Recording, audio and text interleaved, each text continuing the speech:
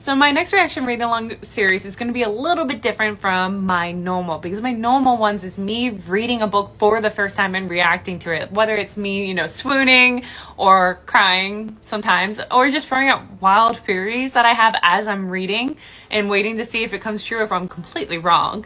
But the book I'm reading next is not the first time I'm reading it. It's actually not even the first time I've reread it, and it's going to be The Hunger Games. And I think the last time I reread this book was actually in 2020, like early days work from home pandemic. So I'm excited to dig back into this, because every time I do, I fall back in love with this series. It's so brilliantly done. Now, because it's not my first time reading it, as I post videos reading along, I want to be actually digging into it and just digging into the craft of the story, because it's brilliantly crafted, and the characters and the themes, the politics and power plays and things such as environmentalism, because one of the many times I reread this book was actually in college, and one of the very few English classes I was able to squeeze into my schedule, and that class was environmentalism in children's literature. So we read Watership Down and The Giving Tree and Bridge to Terabithia and The Hunger Games. And when we read The Hunger Games, we focused on food, the whole concept of food throughout the series. So I'm going to be bringing up stuff like that as I read along, but I'm also simultaneously going to be reading a fan fiction that's I'm at least seeing growing in popularity on TikTok a little bit, and it's The Hunger Games, but from Peter's point of view. It's supposed to be brilliantly done. I'm very excited to read it. I don't know if I'm going to be posting so much about it. I don't know. We'll figure it out, because this is a little bit different from my normal stuff. So yeah, stick around. I'm going to be posting my first video for this new kind of series later today. When I wake up, the other side of the bed is cold. And that's such an interesting first line, because I feel like most writers hyperfixate on creating the best first line. You want to put your best foot forward. But normally that connotation would be you're reaching for a husband or a lover, but here it's representing that the person in the center of her world is her sister. Oh my god, so I love that she's describing the fence and how in theory it's supposed to be, electrified 24 hours a day to be a deterrent to keep predators out from that live in the woods. Meanwhile, she's believing this lie, thinking that it's meant to protect them, but in reality it's meant to keep them in. District 12, where you can starve to death in safety. I love we're already getting this food motif where we're seeing that every now and then they might be brave enough, but they have to be within the eye of the fence to go maybe gather apples. But for the most part, their hunger is not enough to get past the fear that the Capitol has installed in them. It's like she took the message to heart, if you don't have anything nice to say, don't say anything at all. But she's I have nothing nice to say about anything, so... I remember thinking that I was kind of rooting for Gale in the beginning. Obviously, my opinions changed. But, he's the old part of herself. The part where it made practical sense if they got married. And he's the one person that she can let her guard down. I love that up to this point, she thinks the food's wonderful, because she hasn't tried capital food yet. But she thinks that the food's wonderful, the cheese seeping in the warm bread, and the berries bursting in her mouth. Which makes you also think, what is the normal food like?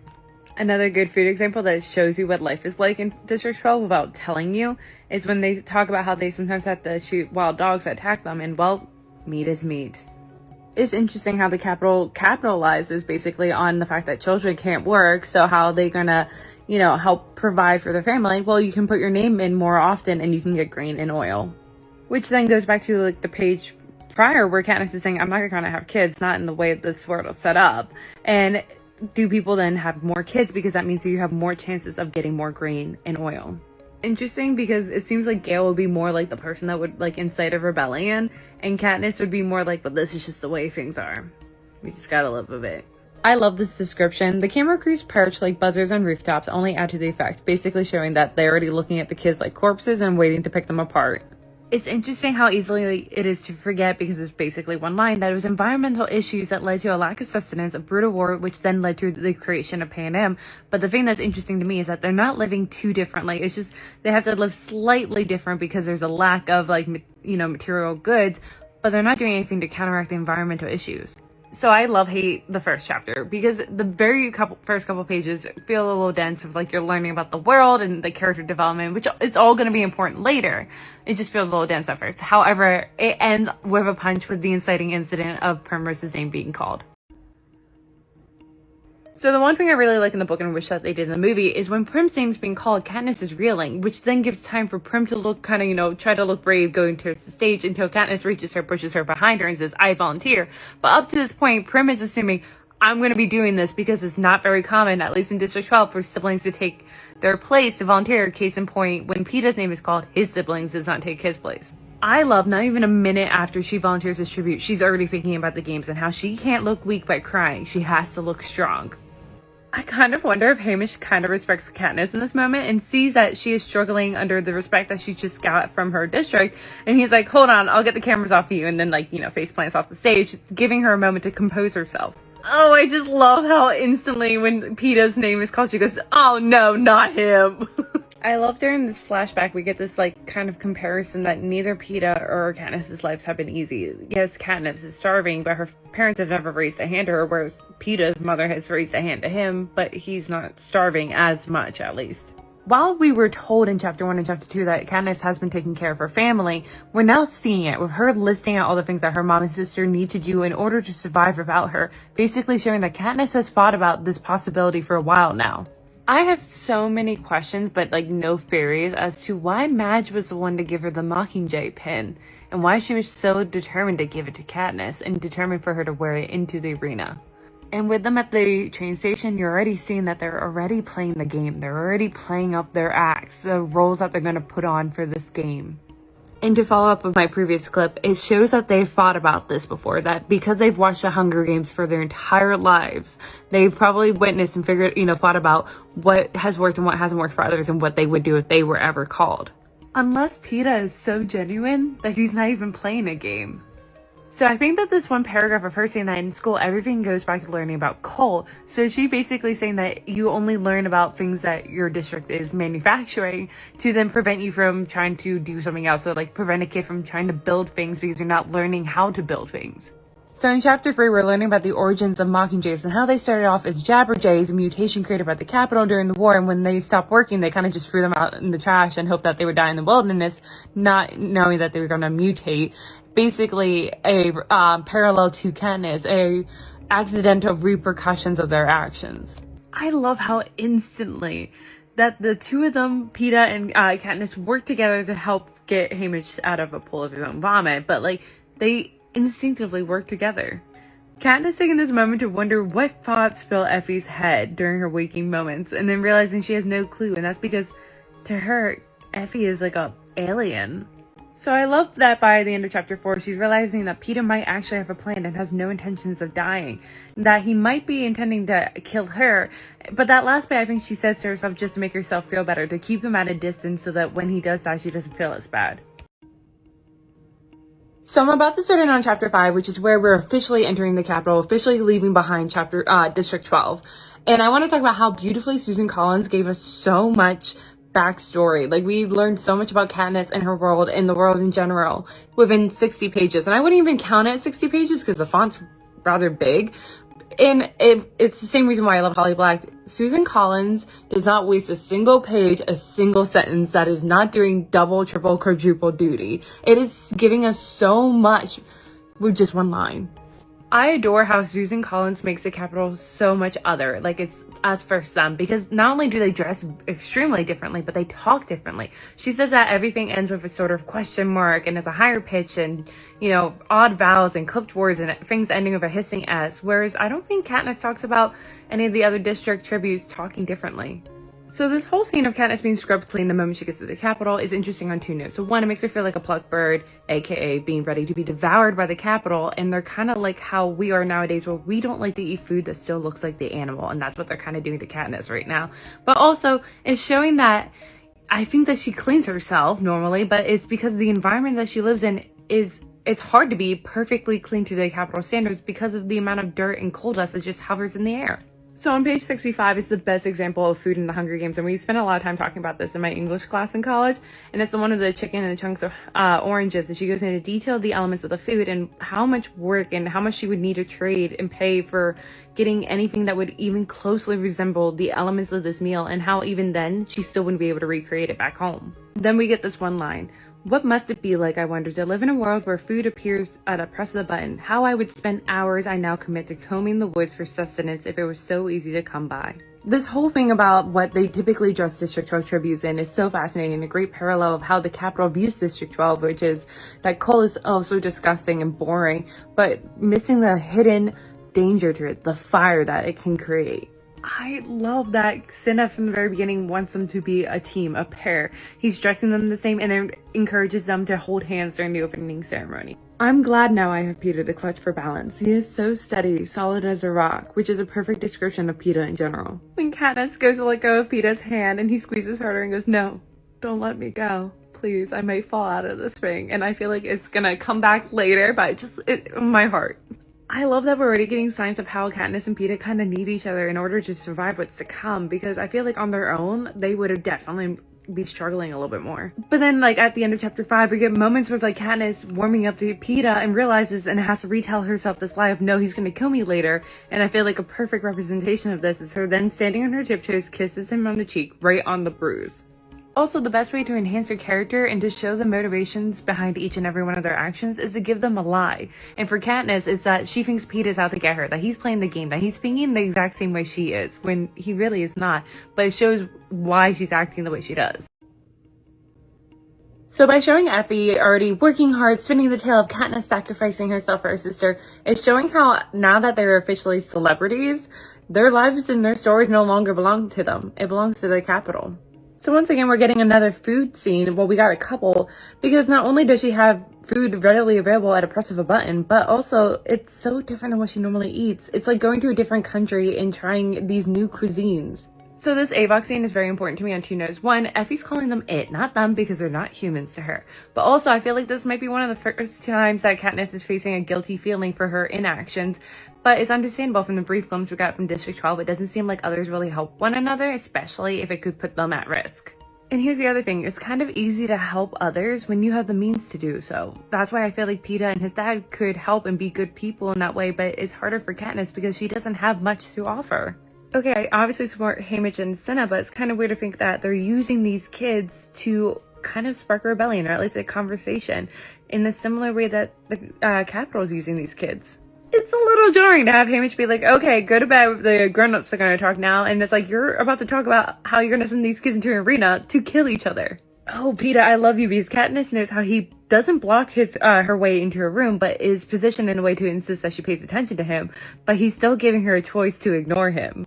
I love how cynical and pragmatic Katniss is in deciding whether or not to tell Peeta about how she knows this Avox, because she's trying to figure out, like, can he use this against me? No. Well, maybe this could be to my advantage, make him, think we have confidence in each other. It's interesting to see that even before Peeta approaches Haymitch with this star-crossed lover plan, that the adults are already kind of pairing the two of them up, presenting them as a pair. So this is one of my favorite scenes, is when Katniss shoots at the apple and the dead pig because the game makers aren't paying attention to her and what could potentially be some of her final moments of her life. And it's interesting because, like, she can get so frustrated, she just reacts, and it's only after the fact that she, like, realizes all the potential consequences of her action. So we get the first glimpse of Effie starting to sway towards their side of the discourse, because she says, like, "Well, it's their job to pay attention to you," and then, like, looks around just in case she's overheard. But, like, it still fits within her motivations, because obviously she wants her current tributes to do well so then she can get better tributes next year. So Peeta requesting that they be trained separately comes at such an interesting time, because I think Katniss was just starting to warm up with him because they were forced to pretend like they were friends. But now he's reiterating her lie that he is against her, he is her opponent. When Haymitch is trying to train Katniss for the presentation portion of the games, we're seeing that she is the polar opposite of, like, Snow and Coin and even Peeta, where the reason why people love her is because her actions speak louder than words, and in part because when she opens her mouth, her words have the charm of a dead slug. This is one of my favorite scenes where, like, Peeta is doing the interview with Caesar and we get to see a different side of him, this very charismatic, charming, funny side, and I adore it, but I love even more when he goes, "I would tell the girl I love her, but she's here with me," because it completely changes the tone and the trajectory of the game. Fashion has become one of the iconic identifiers of the Hunger Games series. If you haven't watched my full video, I highly recommend checking it out. Sadie Rose does an amazing job digging into the fashion within the Hunger Games, but all her Hunger Games videos are amazing. But I'm stitching it because I would love to add something to the conversation. It's actually something I briefly brought up in one of my videos where I did, like, a deep dive literary analysis of the Hunger Games as I reread it. It's on my page. You might have to dig a little bit deeper. Sadly, don't have the playlist settings. But it involves fashion, because as I was reading, like, them describe the Capitol fashion, it made me instantly think of 1700s France fashion. So Marie Antoinette reign. And it's, especially the wigs are the easiest comparison, but the clothing too. But also the fact that that was the fashion of the nobility pre the French Revolution. And this is the fashion of the upper class, the capital citizens, pre a rebellion, the mirroring of the two, of the fashion of the upper class pre a rebellion or revolution. And like, you know, for instance, the wigs are the most obvious example. You know, when we think of Marie Antoinette's style, we think of the towering wigs. Literally at one point during the American Revolution, when they were helping out, it was notorious that one lady not only had the towering hair, but she had a ship in it because they would put things in it just to be over the top a little bit more, to make themselves different. And this is just the upper class, and it's things like that. The fashion itself was one of many reasons why they rebelled against the upper class. And we see that in, you know, the Hunger Games. There were many reasons why they were going to rebel against the capital, but it was just the strangeness, the over the top, the waste of money, and why are they so fixated on what wig and what outfit and what tattoo they're going to get when we're starving, which is exactly what was happening with the French population. They're like, we're starving. That's where, you know, we get that incorrect famous saying of let them eat cake when she said let them eat bread, because they were literally starving at that time with Marie Antoinette. But the other interesting thing with the French Revolution, just a sidetrack, is that the outfit, the dress that they claimed for themselves as a dress of the rebellion, is actually nearly identical to the dress that they hated Marie Antoinette for wearing. It's been a while since I've read this. Queen of Fashion, highly recommend. It's a nonfiction about Marie Antoinette, but I believe it's called a chemise de la robe. It might have been a while, but she wore that and they hated it because it was too plain. It was ruining the silk industry, which was what France was known because it was made out of cotton. And the thing that it's so interesting, they hated her for that, but yet the rebellion took that dress and claimed it as the dress of the rebellion. So I wouldn't be surprised if, like, the rebellion, if we had continued to look at what the society looked like in the Hunger Games, I would not have been surprised if they started wearing clothes that they had seen the tributes wearing during, like, interviews and during the games, reclaiming it as the clothes of the rebellion. So it's just something to think about. But yeah, I like the comparison of these, like, historical within this series. This book's so good, by the way. When Katniss calls out Haymitch for going along with Peter's plan to declare his love for her on TV, Haymitch goes, I don't care if it's real or not. It's all a big show anyway, which made me think of old Hollywood and how it supposedly would pair up their starlets and make them date or even marry at times to then make fans believe that what they saw on the screen was real. The most interesting thing about this whole situation is that Katniss sees everything in black and white. You're either telling the truth or you're lying. Whereas Peeta sees the game for the show that it is. You act like you're presenting a truth, but really you're presenting a story. So the sadly ironic thing is that when he actually does present the truth, people can interpret it as either he could potentially be telling a story and I'm just going to go along with it because I like it, which is what Katniss ends up doing after everyone convinces her that it's a story. And what a blow to the ego after basically declaring your love to the entire nation. She violently reacts to you and then goes, well, did it seem like I might love him? He has done me a favor and I have answered with an injury. This line I feel like plays a role in their relationship for the entirety of the trilogy because he continues to help and aid and protect Katniss and he continues to get physically hurt. Like he loses a leg, he gets captured by Snow, he gets brainwashed. I think he walks away with the most physical injuries compared to Katniss.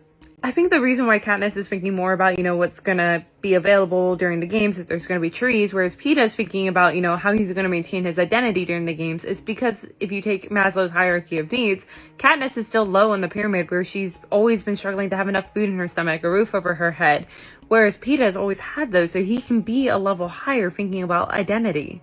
Oh, the hypocrisy of the games. We want you to kill each other, we just don't want you to be a lunatic about it. The idea that the arenas are then preserved for Capitol citizens to tour and even reenact seems outrageous, but then you think, we go to concentration camps. Or on a slightly smaller scale, we go to Gettysburg where we reenact one of the bloodiest battles in US history.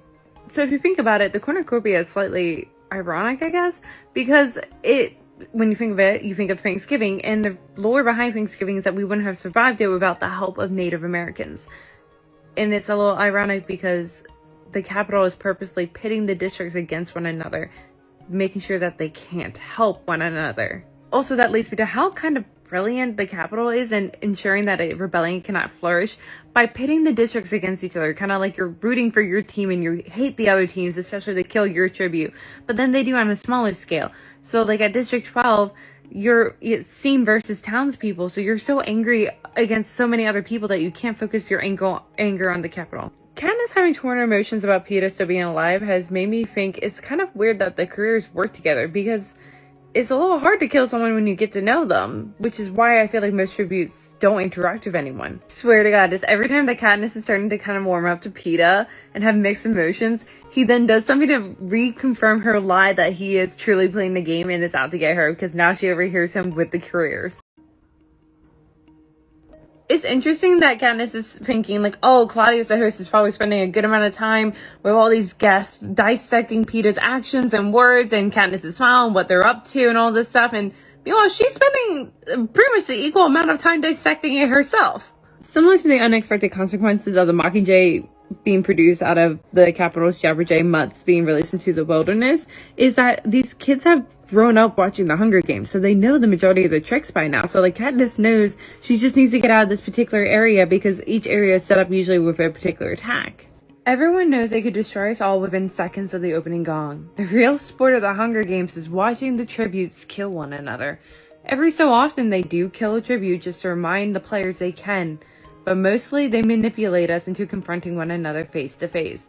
And this beautifully sums up the entirety of this book, inside the game and outside of it. It's interesting after the firebomb attacks that she's high enough in the trees that she could go unnoticed from the critters, yet she engages them, and then immediately thinks the crowd's gonna love this. And it's not the first time she fought that, and it's basically showing that she's not just trying to survive, she's being an active participant in the show. I just got this bit of foreshadowing, or I guess you could say mirroring. Isn't it a little ironic that Cato is trying to climb the tree after Katniss, yet he falls, landing amongst the rest of the group, which is very similar to at the end when he falls off the cornucopia in the midst of the other district mutts. And suddenly I'm not thinking of Gale, but of Peeta, and Peeta, he saved my life. And I feel like this line is a perfect representation of Katniss's relationship with the two of them, because Gale is a representation of her old life, and now because of the game, she can no longer go back to that old life. And Peeta has a shared trauma with her, so he's her future. Also interesting that the only time that you ever get the chance to interact with other people from different districts is during the games. It's also fascinating that the moment she gets a bow and arrow, the entirety of the games change for her. She wants Cato to come. She wants to be able to shoot at him. She's ready for it. But not only that, but now she's making plans to actively attack the careers and destroy the food supply. Whereas I think before she would have been fine just surviving off by herself, hiding somewhere. It's interesting that Katniss generally believes that Rue is not out to get her, even though she's only seen one act of like Rue, you know, protecting her, whereas she's convinced that Peeta is out to get her, even though he has not really done anything to prove that he is. By the way, the main reason why I think Katniss believes and trusts Rue is because she reminds her so much of Prim, and we see that evident with the way that she interacts with Rue. I love that, unknowing to the game makers, this arena is filled with Mockingjays. There are two aspects I would like to bring up about Katniss going partially deaf after blowing up the career's food supplies. And that is, yes, she did handicap and like hinder their abilities to survive now. Yet she also, in return, hindered herself. She lost her hearing. She mentions that she depends on it sometimes more than her eyes when she's hunting. And she's also being hunted right now. And you kind of need to depend on that when you're being hunted. And yet, even though she lost this major aspect, this big thing that's gonna really affect her in this life or death situation, she is still super aware of the Capitol and being on TV in this show. I love that when Suzanne Collins is trying to show a passing of time as Katniss waits for Rue or the careers to come, she spends it thinking about food. She's thinking how it's a holiday, no matter how much she eats, she's never full enough. Or thinking in detail about like Capitol food, showing that when Katniss has a moment of like peace to think, or like, you know, not just be reacting, she thinks about food. I really enjoy this shift of like Katniss being a little bit concerned, like, where is Rue? She didn't set that third fire, and then thinks, I think I'll go hunt it down. Changing from being the prey or just surviving to now being the hunter. With Katniss thinking about how Rue being injured is outside of her capabilities, it made me think, for instance, Prim could have done kind of well in the Hunger Games. She probably wouldn't have killed anyone, but she could have at least healed herself or healed any allies. Actually, I take that back. She might know some very creative ways to kill people. But if this is Prim's, I mean Rue's last request, I have to at least try. And that line perfectly shows that, yes, Katniss has been spending this whole time thinking Rue as Prim. But the words are easy and soothing, promising tomorrow will be more hopeful than this awful piece of time we call today. What a great line that is. And in this one moment, as she's singing to Rue, imagining as if it was Prim, is I think one of the few moments that Katniss is not thinking about the other careers or tributes. She's not thinking about the Capitol or the cameras or the optics of it. She's not doing it for the show. She's just doing it for herself and for Rue/Prim. And what makes this more interesting is that in the beginning of the last chapter, she thinks about the optics and not letting the Capitol know that she's panicking about losing her hearing. Rue's step has forced me to confront my own fury against the cruelty, the injustice they inflict upon us. But here, even more strongly than at home, I feel my own impotence. There's no way to take revenge on the Capitol, is there? And it's her finally coming to a realization versus in the beginning where she was like, this is just life. We can't do anything about it. After Gale, rants and raves, she's finally come to this realization that I want to do something about it. I've had enough. I pause, my eyes focused on what's ahead, not what's happening behind me. And it's, her not watching Ruby taken by the hovercraft, but it also represents that she can no longer be the old Katniss, hence why she can't be with Gale, because he represents her old self. She is no longer that Katniss. I love when she finds out that, two from the same district can both survive. She instinctively calls out Peeta's name, but then tries to, backtrack to be more practical again, being like, oh, well, if I didn't save him, if I killed him, then I would be a pariah in District 12. Remember how I said back in the beginning of the book that Katniss's lie is that everyone thinks similar to her, that she thinks obviously Peeta is out to get her, that he will end her in the games because that's what she would do. And each time he does something that reiterates the lie, even as she starts to inch away from it, those couple moments. But now she thinks, Peeta, turns out, has never been a danger to me, finally realizing the truth to her lie. It just hit me for the first time, even though I've read this book so many times. How many times do you think Katniss walked past Peeta hidden in the stream? Because at least the day before, she definitely was walking in the stream looking for Rue. It's interesting in the two moments where Peeta is uncertain about Katniss's next action, or when he's mad at her, is when, she pushes him off, out of the elevator after announcing that he's in love with her. And then also now that he channels Haymitch. So he says something with a term of endearment that Haymitch would say, right now, you're here to finish me off, sweetheart. Love that. Peeta being able to camouflage himself, the frosting coming in as a, useful defense in the Hunger Games, is coming back. Katniss dismissed it, and yet it's proven to be useful. Remember, we're madly in love. So it's alright to kiss me anytime you feel like it. I just needed to read that out loud because even as he's dying, he's just love him. Intimacy and trust in this moment of Katniss cleaning Peeta and taking care of his wounds. I love it. I'm melting. But also, if you take a moment and think in Peeta's mind, because we're predominantly in Katniss's first person mind, and think he's probably so relieved to see her and he's dying probably to kiss her, but he doesn't want to cross that line because how she reacted after he announced that he was in love with her to the entire Capitol. Shit, I love this instinctual act that she does where she goes over to Peeta and brushes his hair off his face. She's not doing it for the camera. She just does it. I love that it's not begging or threatening that finally gets Peeta to eat the soup. It's the kissing that Katniss does. He's like, I'm gonna milk this as much as I can because I could potentially die. So yeah, it's one line of Peeta struggling to get up when Katniss comes back into the cave and he says, I woke up and you were gone. I was worried about you. He would have gone looking for her even though he is on the brink of death because he loves her. If you haven't noticed yet, the trend of Katniss dismissing and diminishing things, especially when it comes to her feelings, trying to put a practical sense of why she would go looking for Peeta because she doesn't want to be a pariah to District 12. But even here, her being oh yeah, the romantic sense, that's what he's angling at. I'm no, he's genuine. This moment where the feast is offered, which will provide medicine for Peeta, is so great because I love how stubborn both of them are. How stubborn that they don't want either one of them to die, that they're willing to risk their own lives for the other. So as I was falling asleep last night, I was obviously thinking about the Hunger Games, and I was thinking, why would they introduce the two from the same district can both win rule? And obviously part of it is the star-crossed lovers, entertaining aspect of it, but I think the main reason why the game makers installed it was because Peeta has been hiding. He's been camouflaged, slowly dying, and there's a strong likelihood that he could still win this whole thing, and how boring that would be. So they needed to introduce this rule to then be able to, have someone find him, heal him, and put him back in the game.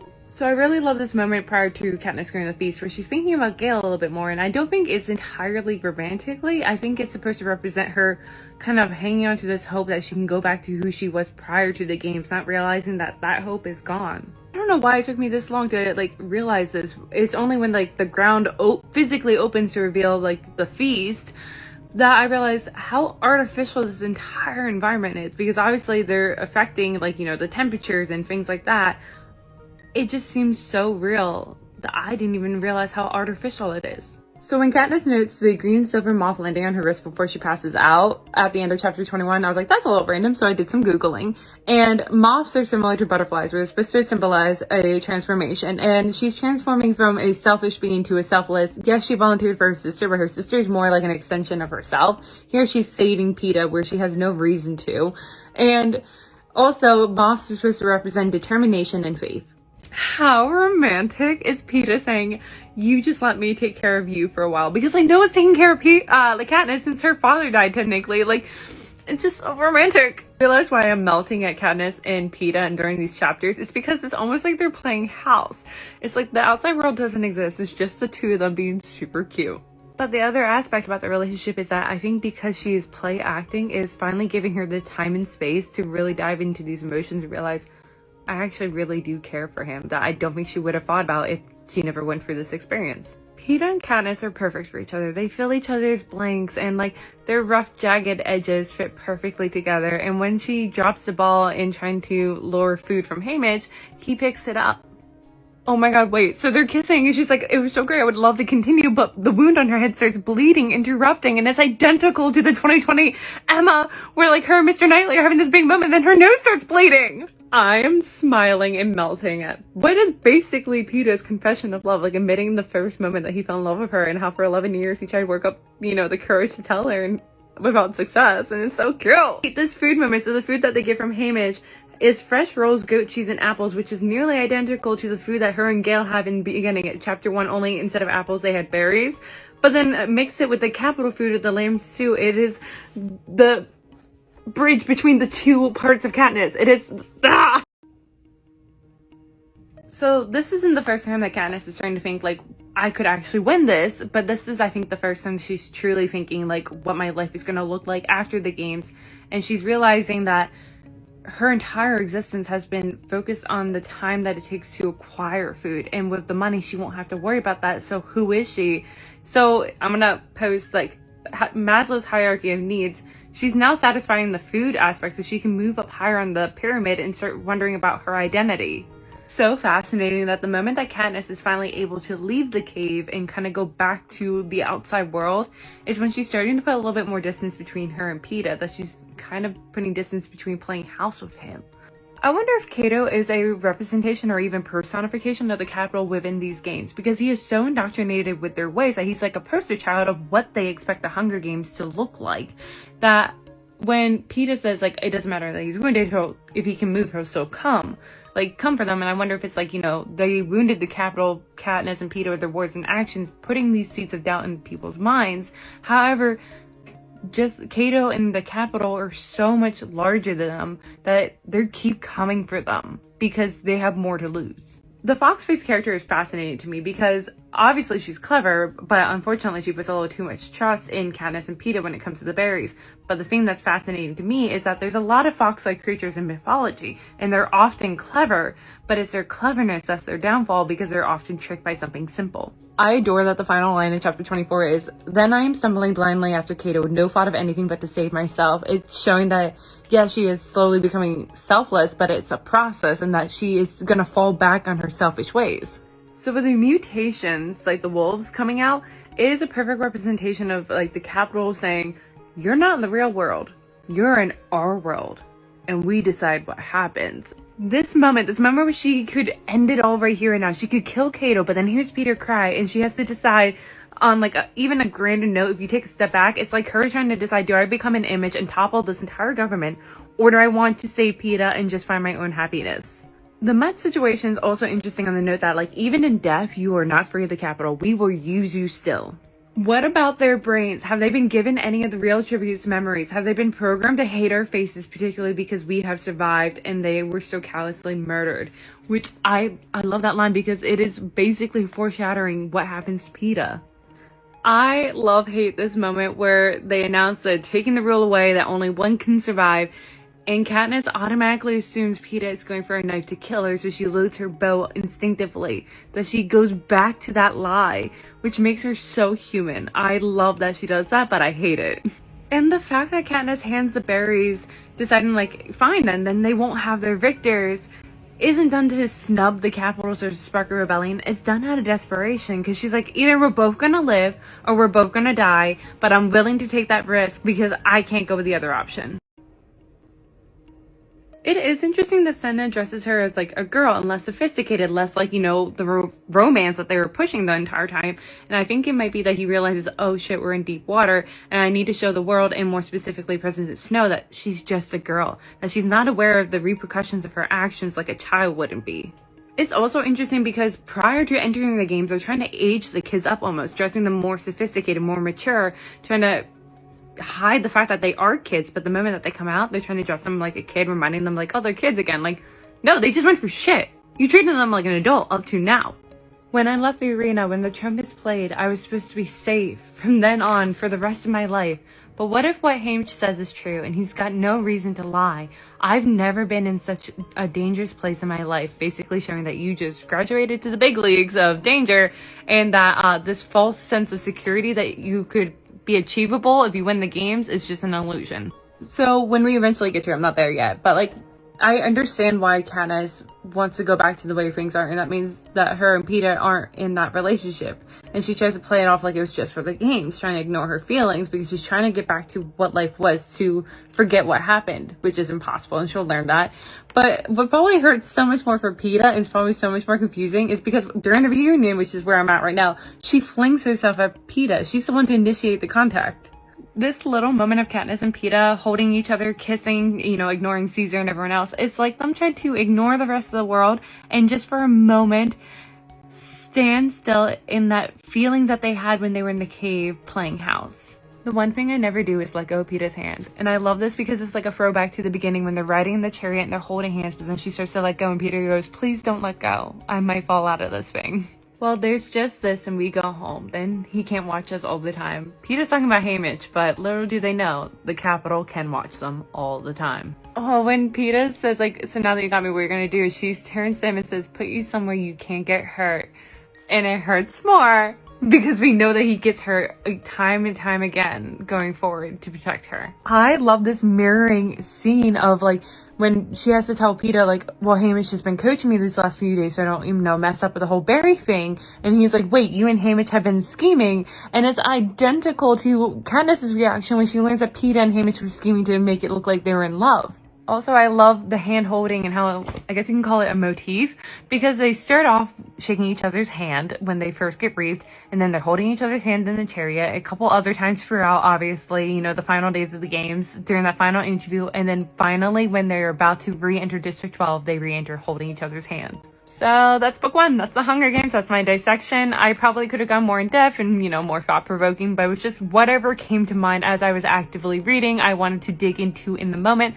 I hope this was thought-provoking for anyone else. I would love open conversations in my comments, and I'm looking forward to be doing book 2 next. I'm going to be doing Catching Fire.